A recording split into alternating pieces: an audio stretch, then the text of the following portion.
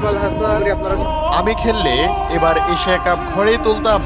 পাকিস্তানের বিপক্ষে ইজি জেতা ম্যাচ হারের কষ্ট সহ্য করতে না পেরে বিদেশ থেকে হঠাৎ লাইভে এসে যা বললেন বিশ্বসেরা অলরাউন্ডার সাকিব।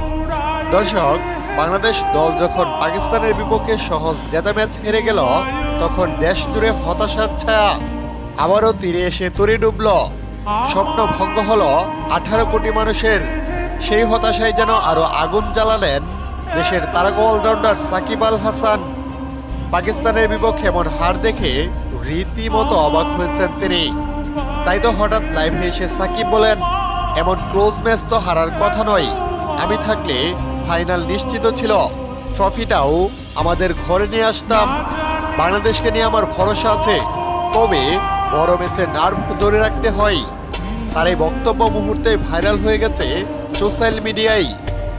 ভক্তদের তার এমন মন্তব্য নিয়ে কেউ কেউ ইতিবাচক, আবার কেউ কেউ নেতিবাচক মন্তব্য করছেন।